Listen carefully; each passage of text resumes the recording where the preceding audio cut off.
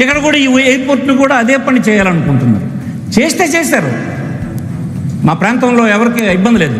కానీ వెనుకబడినటువంటి ఈ ప్రాంతానికి మీరు చేయాల్సింది చేయకుండా ఇతరులు చేసినవి నేను చేశానని చెప్తూ చేయవలసినవి చేసేసాను అన్నటువంటి దీంతో తప్పించుకోవాలని చేసే ప్రయత్నాన్ని మేము ప్రశ్నిస్తున్నాం. ఏ ప్రాంతంలో జగన్మోహన్ రెడ్డి ప్రారంభించినటువంటి అనేక ప్రాజెక్టులు ఉన్నాయి, రకరకాల ప్రాజెక్టులు ఉన్నాయి. ఆ ప్రభుత్వం పోయిన తర్వాత ఎక్కడొక్కడ పడి ఉన్నాయి. ఒక్కదానికి మీరు బడ్జెట్లో ఒక నయా పైసా పెట్టిన పాపాన పోలేదు.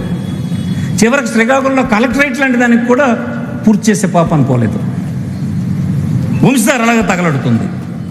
మిగిలిపోయిన శివారు భూములు తోటపల్లి రిజర్వాయర్ అలాగనే ఉంది. అలాగే విశాఖపట్నం, విజయనగరంలో ఉన్నటువంటి మెడికల్ కాలేజీలు కొత్త తెచ్చినవి, యూనివర్సిటీలు రాష్ట్ర ప్రభుత్వం తరఫున ఇవ్వాల్సినటువంటి నిధులు మీరు ఇచ్చే పాపాన పోలేదు. అవన్నీ ఆగి ఉన్నాయి. కానీ మీరు ఒక్క ప్రాంతానికి చాలా ప్రాధాన్యత ఇస్తున్నారు. ఈ డబ్బంతా ఎక్కడ పెడుతున్నారు? తీసుకెళ్ళి అమరావతిలో పెడుతున్నారు. ఇది ధర్మమేనా అడుగుతున్నాను నేను. ఆనాడు హైదరాబాదులో 70-80 సంవత్సరాలు మొత్తం రాష్ట్ర ప్రభుత్వానికి వనగూరినటువంటి నిధులన్నీ ఖర్చు పెట్టడం వల్లనే కదా మా ప్రాంతంలో జరిగిన అభివృద్ధి మాకే చెందాలి అన్నటువంటి ఆకాంక్ష, స్వార్థమే మనల్ని తరిమేసేదానికి దారితీసింది. మళ్ళీ ఈవేళ కూడా అదే పని మీరు చేయాలనుకుంటున్నారు. చేస్తున్నారు. చేయాలనుకోవడం కాదు, చేస్తున్నారు. కేంద్ర ప్రభుత్వం నియమించినటువంటి కమిటీ ఇచ్చిన నివేదికకు వ్యతిరేకంగా, రాష్ట్ర ప్రజల అభిప్రాయాలకు వ్యతిరేకంగా ఈ వెనుకబడిన ప్రాంతాలు విశాఖపట్నం, శ్రీకాకుళం, విజయనగరం, అలాగే మన్యం, అక్కడ రాయలసీమ ప్రాంతాల తాలూకా అభిప్రాయాలకి భిన్నంగా రాజ్యాంగంలో చెప్పినటువంటి అన్ని ప్రాంతాలకు సంపద అనేది పంపిణీ చేయాలన్నటువంటి మార్గదర్శక సూత్రాలకు వ్యతిరేకంగా మళ్ళీ మీరు డబ్బంతా చివరి దశలో ఎంత అనుభవం కలిగినటువంటి మీరు మళ్ళీ ఖర్చు పెడుతున్నారు. అక్కడ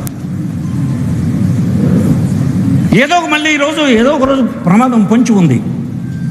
ఇంకొక రాష్ట్రం ఇవ్వడానికి డిమాండ్ అయినా తర్వాత తరాలు చేస్తారు. ఎక్కడి నుంచి మీరు పొండినటువంటి స్లోగన్ అయినా ఆ ప్రాంతంలో ఇంకొక రోజు రాదనేది కూడా నేను చెప్పలేను.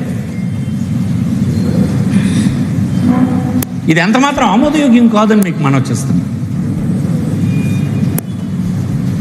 ఈ ప్రాంతాలను మీరు నిర్లక్ష్యం చేయడం కరెక్ట్ కాదని మనం చేస్తున్నాం. ఈ ప్రాంతాల్లో ఉండే సమస్యల్ని నిర్లక్ష్యం చేయడం కరెక్ట్ కాదని చెప్తున్నాను. మీరు రేపు భోగాపురం తోటి అయిపోయింది ఈ ప్రాంతాన్ని, నేను అలా చేస్తాను ఇలా చేస్తానంటే చెప్తారు వేదిక మీద. మాకు తెలుసు. అంతకంటే మీరేం చేయలేదు కనుక, మేము చేసిందే మీరు చెప్పగలరు కనుక. అసలు ఎయిర్పోర్ట్కి సంబంధించి రాష్ట్ర ప్రభుత్వానికి ఏం సంబంధం అండి? ఎయిర్పోర్ట్ డబ్బంతా ప్రైవేట్ కన్సెషనర్ పెట్టాడు. రాష్ట్రంలోని ప్రజలు, మా ప్రాంతంలోని ప్రజలు అనుకుంటున్నారు ఇదేదో ఈ పెట్టుబడి అంతా రాష్ట్ర బడ్జెట్ నుంచి ఇచ్చినారని అనుకుంటున్నారు. కాదు, ఒక నయా పైసా మన రాష్ట్ర బడ్జెట్ నుంచి ఇవ్వలేదు. ప్రైవేట్ కన్స్ట్రక్షనరే పెట్టుకున్నాడు. అయితే ఎయిర్పోర్ట్కి కావాల్సినటువంటి భూమి సేకరించడం, అవసరమైన సదుపాయాలు సేకరించడం, అక్కడ నిర్వాసితులైనటువంటి రీసెటిల్మెంట్ చేయడం, ఇట్లాంటి అనుమతులన్నింటికి కనెక్టివిటీ రోడ్లు ఇవ్వడం, ఇవన్నీ రాష్ట్ర ప్రభుత్వం చేసింది. ఎవరు చేశారు? ఎంత ఇచ్చారంటే జగన్మోహన్ రెడ్డి ప్రభుత్వం ఇచ్చింది. 1200 కోట్లు పేమెంట్ చేసింది. అది 2023 మే 3వ తేదీకి ముందునే ఇవన్నీ జరిగిపోయినాయి.